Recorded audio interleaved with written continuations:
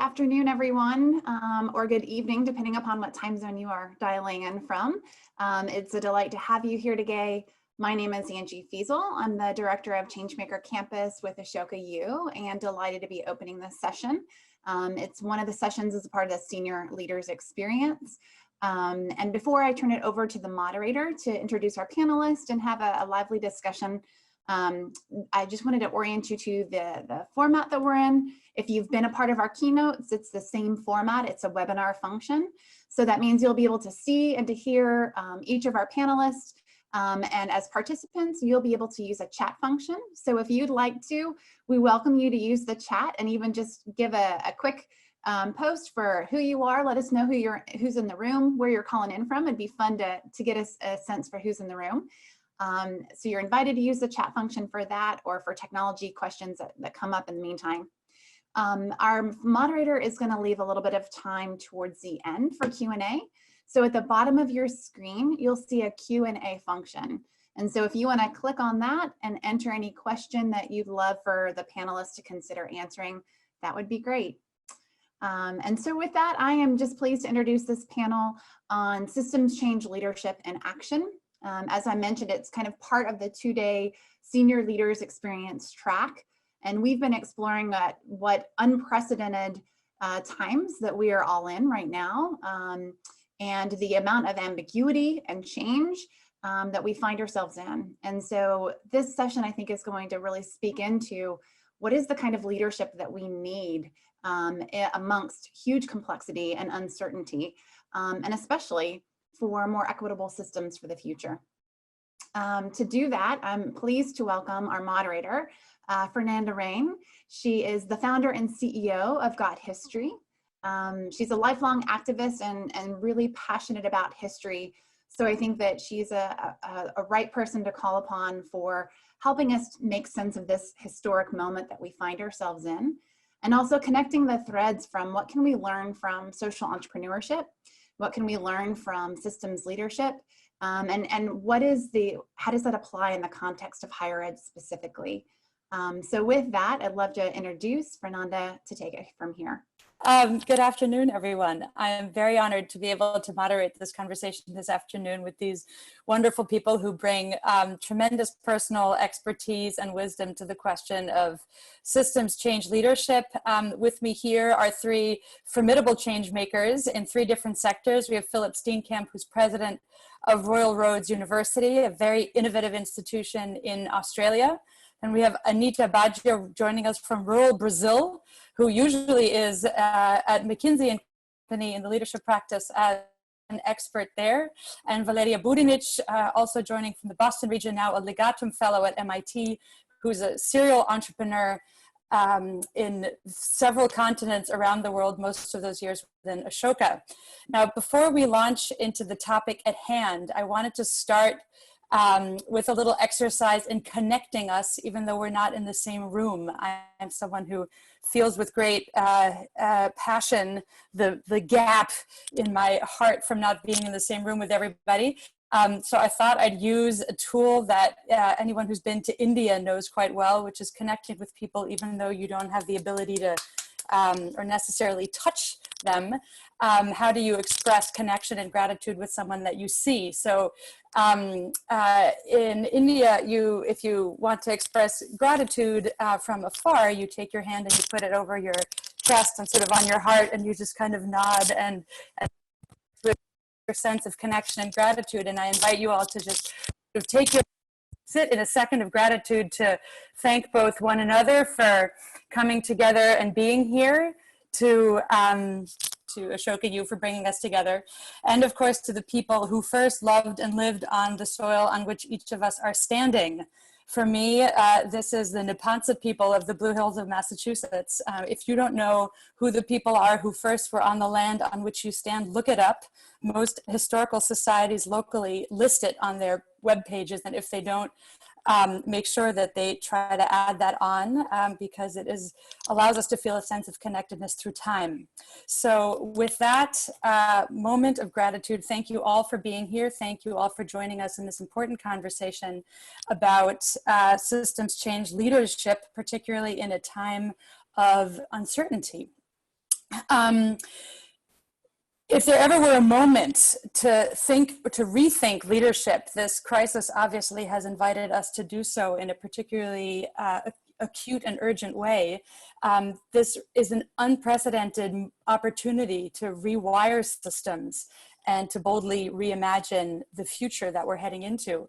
The economists who've been calling for finding new ways to measure growth and well-being are working around the clock these days as they face unprecedented demand for their advice and their input. And we all know that regardless of when we go back to our respective desks and communities, it's going to look very different in terms of what we see as priorities than what it was when we left.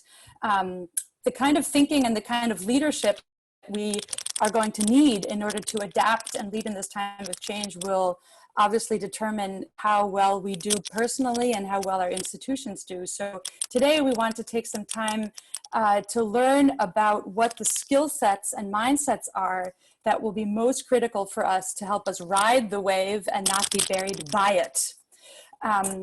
So with that, let's start and turn to our panelists with a question of conceptual definition around systems change leadership. So both the term of definition and of systems of leadership and of systems change are obviously terms that are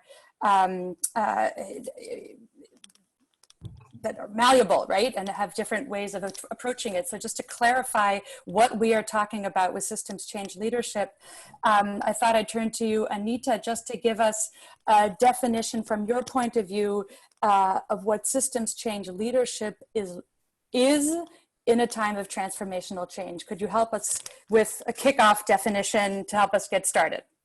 Sure, Fernand. Hope everyone is safe and healthy. I completely agree. I think Ashoka has been since many years talking about the terms of system change, and it couldn't be more timely in the moment that we're living now, that affects the entire world, kind of like an invisible enemy that's changing our systems. It could be more timely to actually really have a look at that and reimagine what the systems need to look like. When I see what we're living in right now, I think part of the definition for systems change for me is the impact of interdependence, right, that we're seeing right now. So because usually, you know, we talked about a lot about the system within a certain sector, but now the system is much more broader, right? So when we see kind of the companies that we're advising with McKinsey, you know, I mean, the entire supply chain has been affected, right? You know, we talked so much about globalization, but now, right, you know, when the ships are not going, the flights are not coming in, the entire supply chain is being affected, right? So it's really a matter of how are we understanding our interdependence. And in another sense, I also see companies breaking the walls and starting to make donations, right? Since nobody hasn't got the answer. So it's really about, when I think about leading a system, means about going beyond the walls of your own organization and your processes and understanding all the players that are in your horizon, right? So not just your employees, but also the families of your employees, not just your client perceived because they're buying something, but also in terms of how are they living? How are they going through that, right? How can I adapt to their needs? Suppliers, their realities. I see companies starting to buy masks also for third parties, for example, right? Because it's really important to have the safety. Raw material dependence, government actions, like every day there's new things coming in, so you have to start adapting your actions to some curfews of, you know, transportation prohibitions and things like that. And startups, right? So Zoom, you know, what we're talking in right now has been seeing a boom. So what are the things we really are being forced right now to look beyond our own four walls? And I see a huge gap for system change leaders, right? So it's not just the system change, but who's leading, right? Right now we're missing really cross movement. So I'm very excited about this panel today because I see many leaders here connected, right? I think the educational world can really step into making some of these moves, going away from ego, going more we're arising out of the situation. Thank you, Anita. And that's the perfect segue into thinking about what this means in the university environment. Philip, could you continue that thread of thinking about what the role is, what systems change leadership means in a university setting? Yeah, well, thank you. Thank you first for the invitation. And I'd like to begin by acknowledging that I'm joining you from Vancouver Island, which is on the traditional lands of the Coast Salish people. And it's a great privilege to live and learn and work on these lands. So I think Anita framed it really well.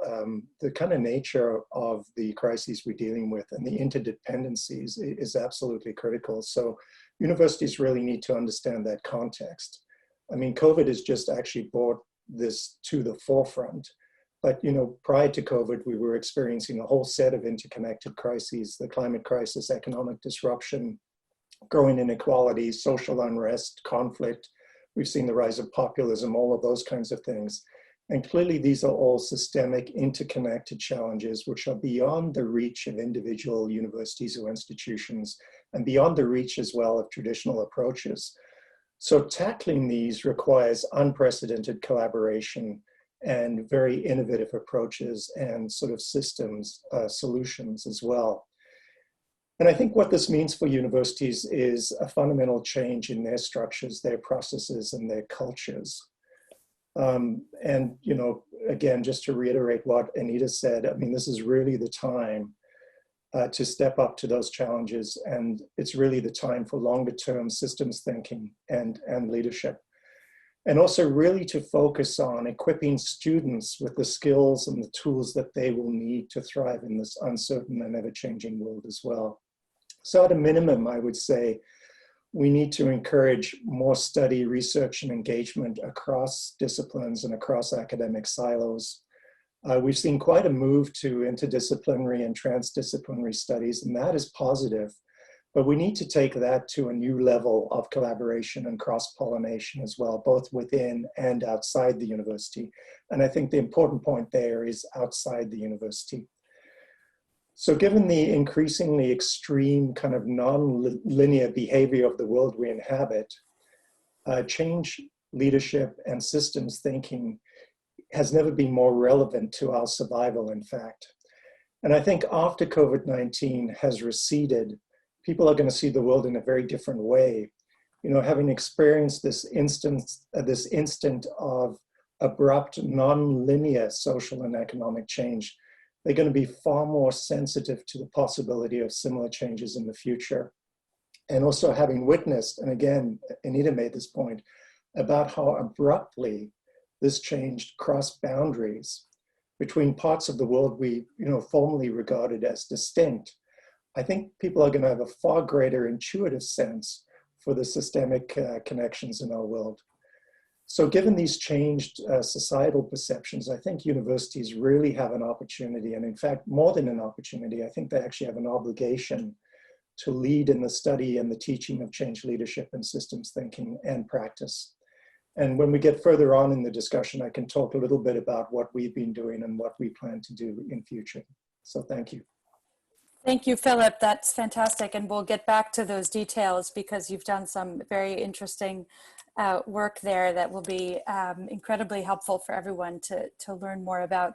Valeria, could you round out our understanding of systems change leadership from your perspective as someone who always sees things on great historic arcs and understands these moments of change and arising emergent realities with a particular perspective of working in different sectors at different times. Would you be so kind as to supplement our definition so far with your thoughts? Thank you, Fernanda. Real pleasure to be with all of us, with all of you here today. Building on what Anita and Philip shared, to me, the mental image that emerged when it comes to system change, particularly in the time that we're living in, is that it has abruptly shifted from being a noun to becoming a verb. That is actually the practice of how do we see the world and experience the world as a collective experience, that in which the system is where it helps us connect the dots with one another. You know? And the role of those who play a leading role in enabling those systems, it becomes more a question of creating, in helping everyone to see their roles in co-creating value together. So in that sense, it's also about complexity. It's also about embracing the fact that it's fundamentally about emergence, because it's the work of all of us. And historically, we have tend to see, particularly in a community like Ashoka, we have seen it as the journey of the individuals. And our own narratives are starting to fail us, because it's really about the journey of the collective. And in that sense, the importance of system change leaders and the practice of system changing leadership, when you look at it like a verb, is about enabling change making at scale.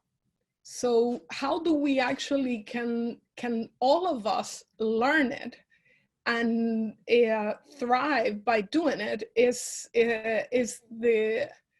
the question that I hope in this new era post-COVID, we will all be focusing as a critical element of the new language and the new way of being in the world that we need to develop.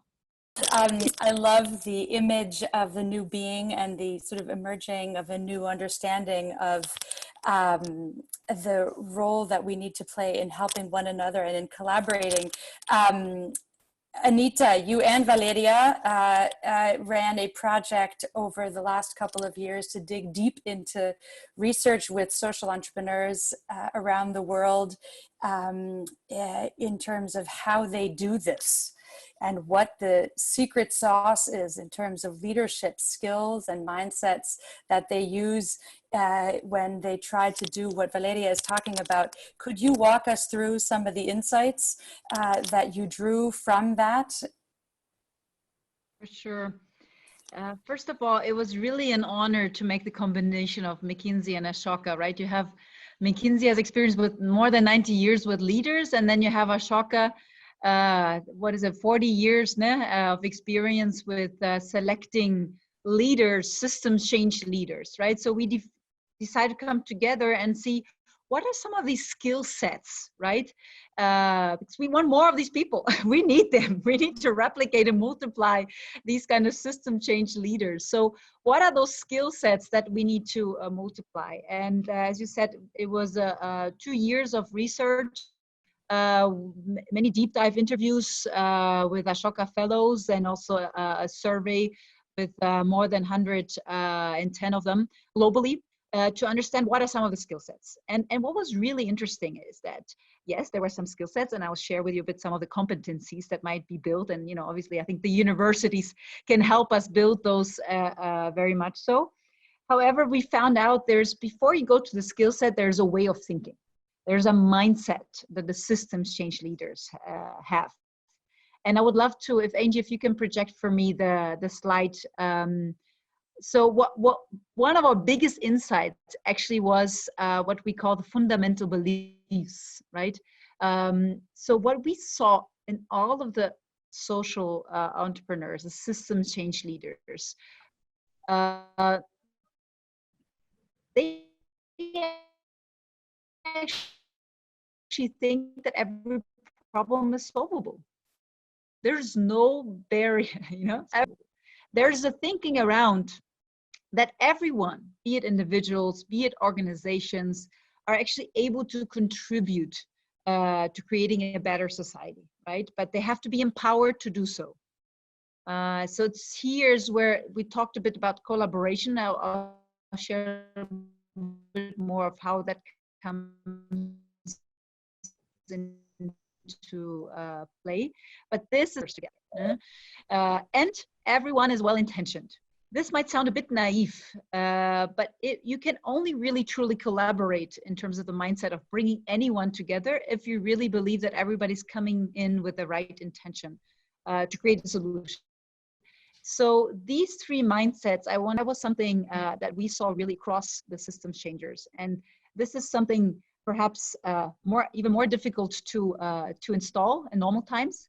But I do believe in the times we're living now, the mindset shift can even happen more faster, right? So some are living a trauma right now, let's face it, right? So we really need to get out of this trauma and think about the problems in different ways. So here are three mindsets that we saw social entrepreneurs and system change leaders really bringing alive. In terms of the skill sets, we saw one capability of being able to have your kind of your centeredness, just as Fernanda did with our welcoming moment. And the other one is, if you can lead yourself, then you can start leading others, right? Because here obviously nobody has a solution, so it's all about bringing people together and then leading the system, right? So all of these three components. And across all of these three dimensions, we found 5 skill sets. One is building purpose through empathy, and you can see that here on the right-hand side. So when I say building purpose through empathy and thinking about those 3 dimensions, right? There's something around responsible. So somehow, be it through a trauma or be it kind of, the make them morally responsible to say, I'm here on this earth to make something happen. I'm here with a purpose, right? Let me find out what that purpose is through action.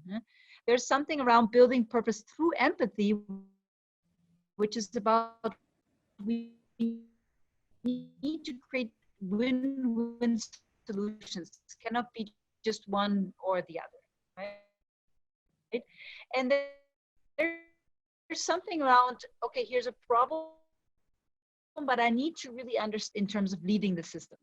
When organizations are struggling with that, right now even more, now comes the external, let's say, external push.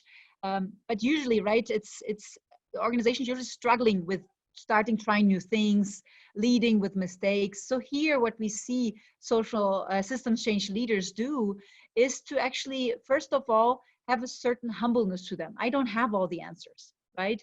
Who am I to know everything? So therefore, I actually need to seek mentors. I need to ask other people, experts, for an opinion. And last but not least, there's something around, I need to all the time question the status quo. Why not? Why are we not doing it this way? So when we talk about reimagining the future, right, Fernanda, there's something about the status quo that we knew before COVID crisis might not be the one. We might never go back to that status quo. So now is the moment to use that advantage to do that.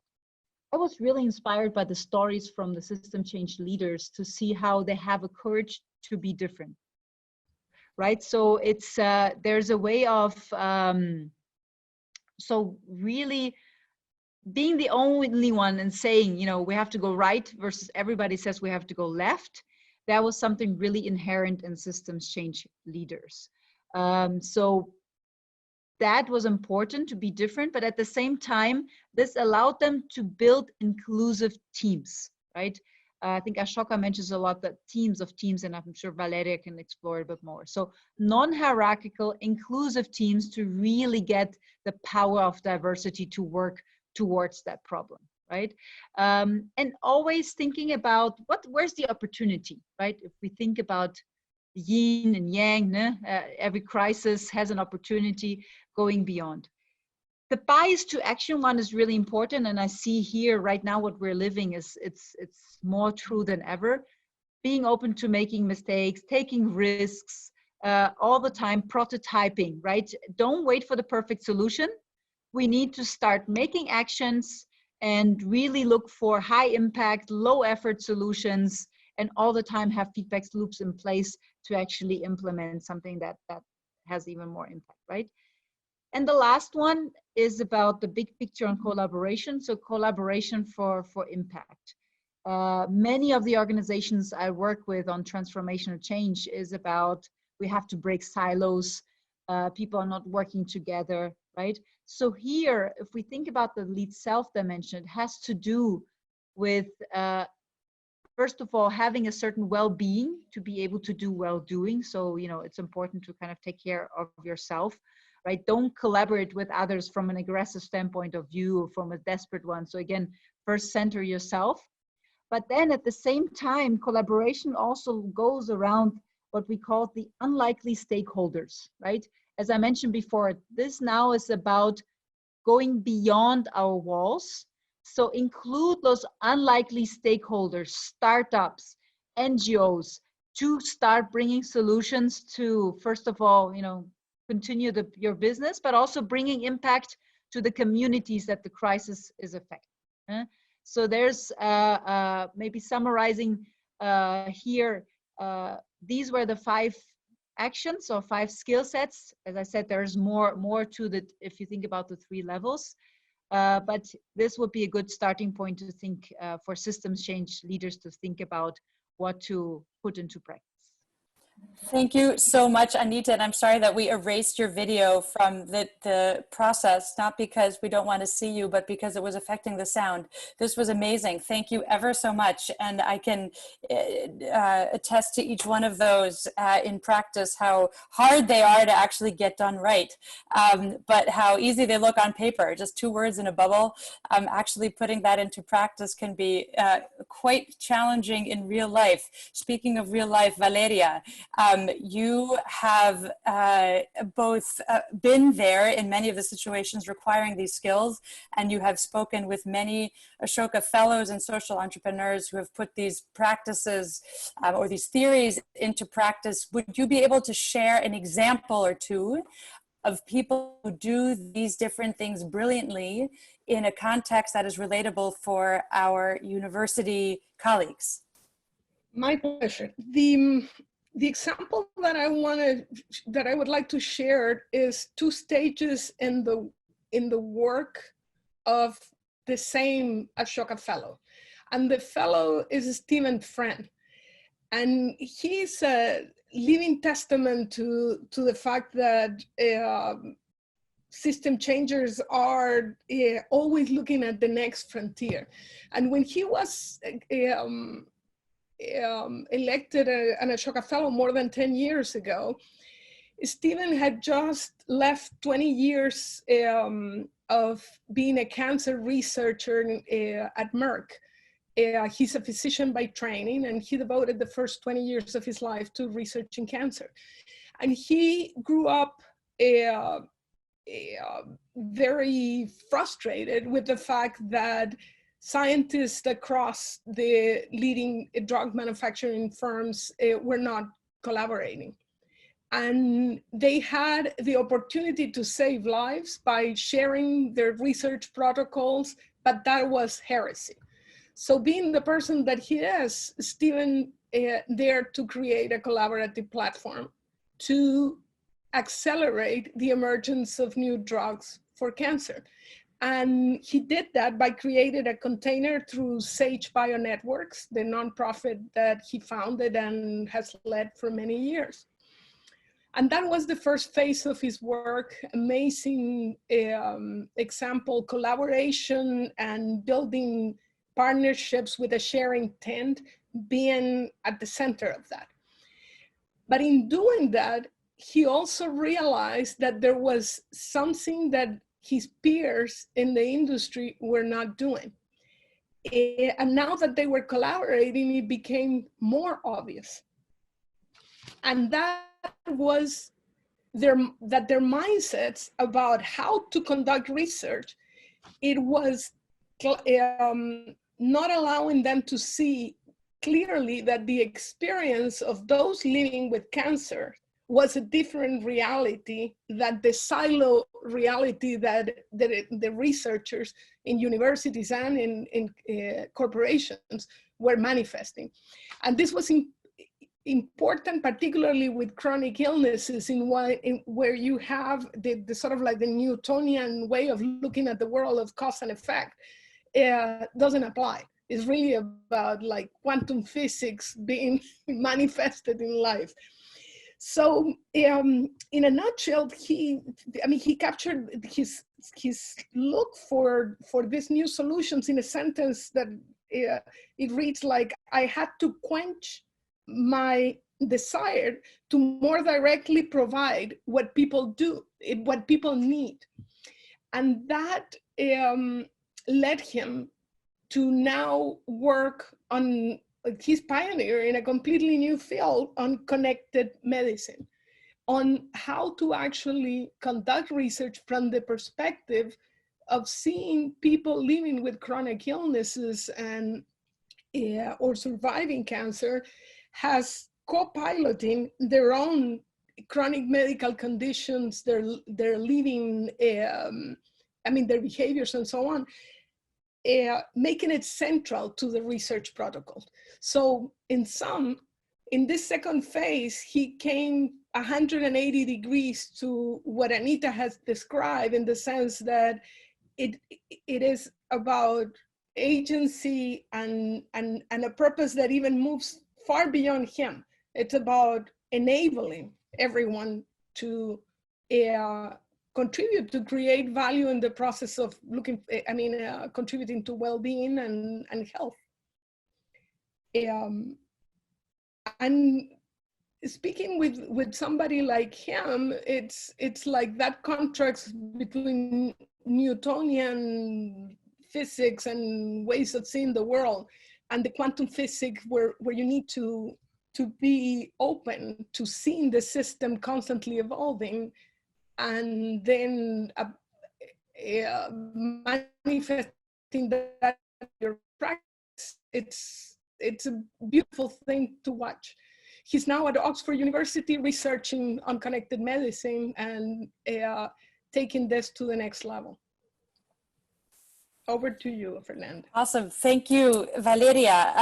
And hearing those skills and mindsets that you both have been talking about and seeing them in practice, it resonates very much with what, Philip, you have shared and pioneered in your university as values and skills that you want to bring forth in your students. Can you please share with us the frameworks and vision that you set out to deliver as a university? Because it seems like they're so very aligned with ensuring that we have a new generation of quantum physicists in various fields, or people who think in a new way. Yeah, thank you. And I would say, in sort of preparing for this panel, I found this work by Ashoka and McKinsey very, very helpful, because it lets you sort of go back and test out the way you did things. So in particular, looking at those mindsets and those skills and those behaviors, I look back a few months at this sort of visioning exercise we've gone through at the university, and sort of applied the test, and it was really interesting, very interesting actually, which skills, which behaviors kind of came to the surface. And so for me, sort of what I would take out of this is clarity of vision and purpose is absolutely critical. We've just gone through a visioning exercise. The university's quite young, it's 25 years old. And so we're going through an exercise now to ask that question, what would we like to look like in 25 years' time when we turn 50? And we settled on a vision, which is, the vision statement is pretty simple, but it's inspiring people with the courage to change the world. And it takes a long time, as you know, to kind of land on something like that. But that sort of sums up who we are, what we've done, but also where we want to go. And we also worked really hard in trying to clearly articulate a set of values that would align with the culture, but would also push the culture of the institution. And we settled on 4 values, really. Caring and inclusive as one set of values, collaborative, creative, and curious. And I don't have time to sort of unpack everything implied there, but you'll see a kind of lot of alignment with what the previous 2 speakers have been talking about. And I would say through the process, what was absolutely critical was the focus on people. And that is not only who's involved, but how they're involved. So it's not only a question of diversity, but it's a question of inclusion as well. And those points have been made. So engagement, collaboration, absolutely critical to success here. That's how you get buy-in, that's how you get motivation. that's how you succeed. And I would say one of the mindsets, the bias to action, is absolutely key as well, because endless planning can be completely innovating and demoralizing. And you need to have the courage to act, and you need to have the courage to fail as well, and constantly to iterate. I mean, change is a constant here. So you need to iterate, you need to experiment, and you need to adapt. What has become so obvious to me over the years I've worked in the university environment and in public agencies is you can't make change happen by yourself. You can't drive it with a predetermined agenda. You have to listen, engage that broad spectrum of people. You have to create that space for creative and independent thinking. You have to allow for debate, for challenge, for iteration as you proceed. And that's what we did through our visioning process. What was interesting to me, having worked at three very different universities, one was a large research-intensive university, 65,000 students, ranked in the top 30 in the world. The other was a 50-year-old university, about 30,000 students. And the one I'm at now is a small special purpose, primarily graduate university of 5,000 students. You need very different strategies at different institutions. At the large research university, very difficult to achieve systemic change. So you look for the places where you can innovate, and you look for champions where you can innovate.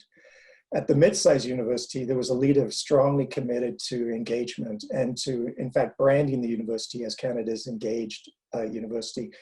And so that relentless focus really helped. The university I'm at now kind of has this culture of change making. And it's much easier to affect systemic change all across the piece. But in all those institutions, the constraints you face are, the traditional organizational hierarchy, the structure, the organizational silos, the subcultures that develop, and also I would say a culture that develops in places, a kind of complacent culture, a comfortable culture, a false confidence. And you have to break that as well, but in a constructive way. And some of the key barriers I've seen too are a lack of engagement, where not enough people are involved, and a lack of focus as well, because you can go through these exercises and you can identify a whole long laundry list of things to do, but unless you really focus and you can demonstrate early wins and you can build confidence, things don't happen. I love that quote by Stephen Covey, that change happens at the speed of trust. I think that's just a fabulous, fabulous way to describe how you actually get change made. So the lessons I draw from this is the importance of aligning structure, culture, and processes. You have to make the case for change. You have to create that sense of urgency. You have to be relentless in communicating the vision. You have to recruit the champions and create the kind of guiding coalitions to make things happen. And then you need real discipline around implementation, and also choose a few things to focus on. And as I said, demonstrate those early wins and reward and recognize systems thinking and collaboration. Thank you. Philip, that was a tour de force, and I hope everyone has been taking extremely good notes, because we're going to need to turn this into, this could be a whole session that one could devote only to this one, the various processes that you've described. That was incredibly rich. Just one follow-up question, which is, what do you consider to be your, not secret weapon, but special, like the most important mindset or skill set that you need when you confront the barriers, right? The people who don't want to go along for the ride, or who feel cautious about this. What do you see as the source for yourself that you draw on to help break down, either increase their trust or break down their barriers toward engaging in this way? Well, I pick on something that's in the work done by Ashoka and McKinsey, and that's empathy. So, listening to people and really, really trying to understand where they're coming from, what their issues are, what their concerns are, but deep, deep listening so that you can address those issues. And I found in almost every instance where there is opposition or resistance, if you can sit down and listen and understand the concerns, you can make progress. Because either you change some of your thinking, or you iterate in a way, or you're able to persuade people to come along with you. But for me, that's the number one. That's the number one thing. Thank you, Philip. Anita, turning to you now for some additional ideas on how to develop these skills and mindsets and practices. You have a lot of experience over the last years in training people that have perhaps a deficit in some of these capacities to acquire them. Empathy is one of the tricky ones, right? Where some people argue that it's really hard to learn it as an adult if you haven't learned it before. Can you share a little bit about the models and techniques that you've been using at McKinsey to help people in different sectors to acquire some of these skills if they don't have them? A very good question, Fernanji. And as I reflect, remember I talked to you about the 3 levels of leadership, right? So lead self, lead others, and lead system. I definitely see, not only in McKinsey, but the world, right? I think there's a lot of lead self trainings or, guidelines now of what to do. Also lead others, I think how to work in teams. I think the past probably decade, I think things have been much more developed, right? But I do still see very few options in terms of training list systems change, right? But to be honest, I don't have now the answer. And again, I'm maybe looking to you, to all of these universities connected here to say, what is the offer, right? To make sure we create these systems change leaders overall. And maybe, Angie, if you can project the 3rd page, we actually asked in our research also the systems change leaders of how did you actually learn these things? And here's the answer. You see we gave many more options, okay?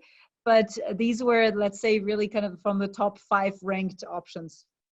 And it's really interesting if you look at option 1 and 2, and actually all of them, right? It's nothing that you can learn from reading something, right?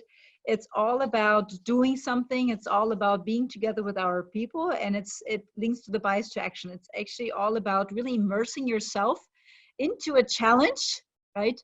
And making it work, right? So big hands-on live experience. I think now we even have the best moment to actually, let's learn of how to deal, right, in your city where you're in, or in the smaller community, or let's say, think about whatever supermarket chain, coming up with some ideas here, right? How do we help the supermarket of each corner to reinvent themselves and start delivery process, right? So hands-on live experience actually show you how things are interconnected. The peer-to-peer exchanges in an open network, I think this is really interesting. And I know we're talking to a lot of universities here that have this Ashoka collaboration. I think now is the moment to have, really use the connections with Ashoka, with fellows, right, that are working on things, struggling, trying to multiply their work, right? So how to perhaps help and establish these peer-to-peer exchanges. Look up for some role models, right? Look into your university. What are some of the maybe projects that people are working on that are becoming kind of, a light for bringing some answers? How can you codify some of the best practices in terms of the changes that they're bringing into a system from those projects? Yeah? And really establish some on the coaching and mentoring, on the job coaching mentoring. So I think here what's really important, and again, I told you, like, nobody has one answer, right? So think about, for the systems problem that you want to change, what are some of the skill sets that are relevant, and maybe break them down into pieces, right? So who is for you the guru on perhaps, doing inspiring speeches and inviting people to come and collaborate, right? Because, have a look of what are some of the best practices there versus other skill sets. In terms of perhaps thinking through, kind of more methodology of how could be a PMO, process management, done in the best way possible and ensure clear roles in teams. So I'm thinking maybe here, given how big the crisis is, thinking about perhaps mentors or coaches for some of the chunks, right? And then the teams that are working on things together to resolve systems change can actually use part of these chunks and apply them more holistically. Here are some ideas of how to get started by basically summarizing Anita, if you can put that in the chat, that would be amazing, because we lost your last couple sentences. I have one last question for Valeria to build on what you were just sharing. Please do put that into the chat, because it was valuable and we don't want to lose it. One thought before turning to Valeria, if I don't know which sessions you all have been able to sort of follow on the side of your track, but there were a couple of amazing sessions at the exchange that discussed various models that exist for pulling students at universities into this kind of hands-on systems change leadership kind of work on the ground. It would be great if you could access those presentations and ideas after the exchange, because there are some new models popping up for how to do that that are very exciting. Valeria, just on this point of working across sectors and getting students to do things for real, can you just round out this conversation before we turn to questions with some thoughts on how senior leaders within the universities think about both their own capacities and abilities and their students' capacities and abilities to work across these different sectoral silos? So how do you become someone who is able to work with someone who's driven by a different profit paradigm, by a different business model, say with a large corporation or with a small nonprofit or a startup? How do you do that kind of learning different languages and learning the models so that you can cooperate productively, because that is harder than it sounds? It is indeed, and it's a question of iterating and practicing yourself the principles of system changing leadership. Now, there is something that it's irresistible, which is connecting students and faculty and researchers to real problems, opportunities to create value in the here and now. The question is how to do it in with an environment that rewards not just success, but also failures, that it's actually create a kind of container for both the students and the faculty to be able to connect to topics that would be less safe, less protected, less siloed and comfortably residing in what you know, to literally venture into the unknown. And I would also say that that can be done more effectively if you cultivate the worldview of system changers across the university. So how to actually enable more conversations, more stories, more cases that talk about this distinct way of creating value, that move beyond the hero journey kind of stories of business and social entrepreneurs to literally a collective value creation process, that it is iterative, that it is the best innovations in the world, in business and in the social world, are all about finding new intersections. So how do we actually tell those stories the way they really are, versus this safe, self-contained way that we all, in the business, in the university, and in the social sector, we tend to tell stories that are siloed. And my experience at universities in the US is limited to a month and a half of which I have spent in quarantine, here in Boston. So it's limited. But I have to say that I'm amazed at the convening power that the different centers at MIT have. Not so much from the perspective of, oh my God, you are brilliant, you are creating something totally new. It's that sense of creating a sense of peer community of like, we are struggling together on this wicked problem that none of us alone can find a solution for. Let's work together. That kind of attitude is the one that that I would love to see more across universities. Thank you, Valeria. And we now have some time to follow up with some questions that have been put into the chat. I encourage all of you attendees to reflect on whether there is anything that either you have as a thought to share or a question to ask of these panelists, because you have exactly 7 minutes, I believe, to do so. So this is your chance. Obviously, you can follow up with them individually by email, but this is your best shot. One question that has come in, Valerie, that builds exactly on what you and Philip have just been talking about, which is the suitability of the university model in dealing with systems change leadership questions. You have the board and the administration and faculty, all of whom are driven by different logic sometimes.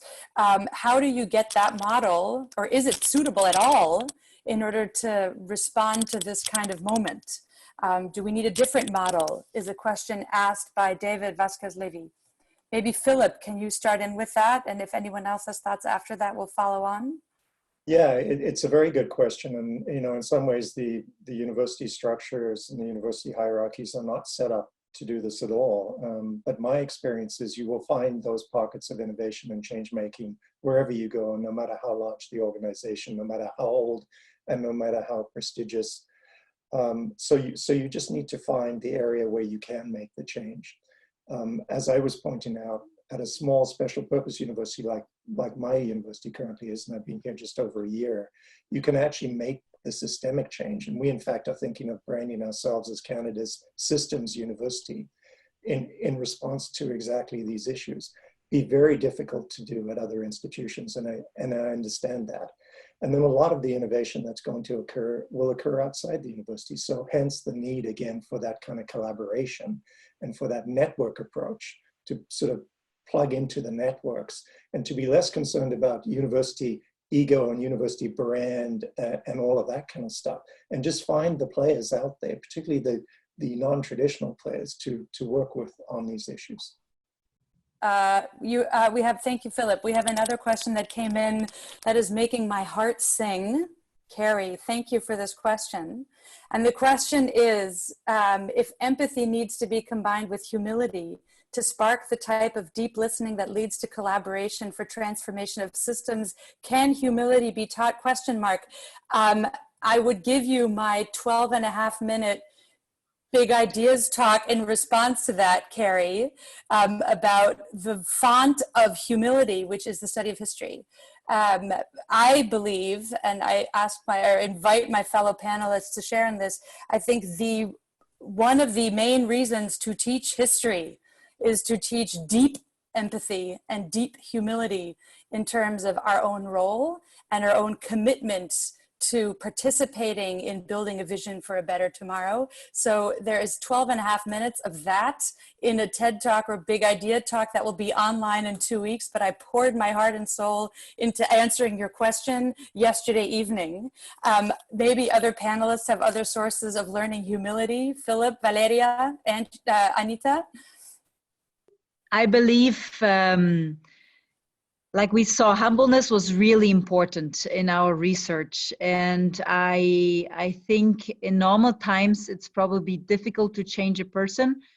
But I believe now that we see the crisis is bigger than anyone of us, right? I do see leaders asking much more for help. I do see leaders saying much more, I don't know. I do see leaders, I can't do this alone. I do see leaders, I need to help, the ones around me. So I am seeing already a shift in humbleness. I hope it's to stay, but I have definitely seen a shift given the size of I am going to ask Anita again that you finish your thought in the chat because we're losing you again, and make room for one last question, which has just come in, which is from Larry Jerry. I hope I'm pronouncing that correctly. This goes again to Philip and to Valeria, which is that a challenge of the higher ed sector is to encourage systems change in higher ed institutions that are increasingly market dependent.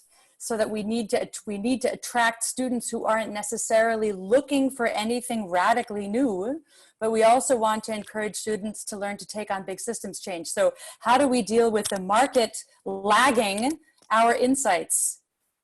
Philip, do you have thoughts on that as a new university that is very much braving that frontier? How do you see that market force at work, and how do you deal with it? Well, that's the key question. I was hoping somebody would answer that one for me. But the truth is, I don't think they're necessarily in conflict. I mean, we offer programs which, you know, are very specific, provide people with a very specific skill set to do a very particular job. I mean, we've got a great program in emergency and disaster management as an example, but we use the opportunity to embed that in a larger framework. I mean, we have a learning, teaching, and research model which is based on interdisciplinarity and transdisciplinarity. We fundamentally believe that you know, people learn by their interaction with each other and their interaction with the world. So all of those values inform our model. So even if you're coming in for a micro-credential or a diploma or a certificate or a degree, you expose to all of that. You expose to the model, you expose to the philosophy, you expose to this kind of framework of systems and the need for systems approaches. I am worried coming out of this crisis that there's going to be much more of an emphasis, and I think we've heard this, on kind of market-ready skills. And we're already seeing the financial stresses that institutions are under. And so what gets cut first? It's often, you know, these kinds of initiatives, and it's often the engagement functions and the community functions and all of those kinds of things. So I think we're going to have to be very vigilant moving through this to make the case about the need, about the importance, and about the requirement for more investment in these areas and not less. Philip, that is a brilliant final note, encouraging all of us in whatever institutions we are in to make sure that these pieces are not the ones that come under the chopping block. I have just witnessed exactly that happening here in Boston, 2 universities, where there were rules that had been created to help with this, and they were the first ones to go, and that is going to be, I believe, very damaging in the long run. So maybe I hope that you all take out of this session an increased awareness for the importance of these questions in the institutions you're in. Thank you so much all for your thoughts. We could go on forever. I hope you all got that sense as attendees that we very much love talking about these topics and sharing them with you. We hope you have drawn some lessons and ideas out of this that will inspire you in your work going forward. And thank you all panelists for doing such an absolutely brilliant job of weaving these complicated thoughts into short and manageable portions. So thank you all very, very much. Amazing. And Fernanda, thank you so much for moderating. This was beautifully done on such an important topic. I'm going to just launch a quick poll as we start to close out. We would just love your feedback to these questions here that are coming up. As you're kind of taking a look at those, I just want to comment on, I really appreciate all the panelists' insights. Philip, from anchoring us into the fact that the university has always been about context, but this crisis, just as Anita, you were saying, is increasing the amount of visibility into our systems and their interdependence. And in this moment of crisis, there's a great sense of humility and vulnerability that we don't have all the answers. And in that is pulling out from us and evoking from us a need for co-creation, a need for working together with people across boundaries and barriers. And so systems change leadership is even more relevant than ever before. And yet I think, Philip, you're grounding us in the fact that, and yet it's hard to change systems and cultures on campus. And where do you start? Really having a clear strategy and starting to attack where you can get those wins and changing systems on campus. Thank you all so very much.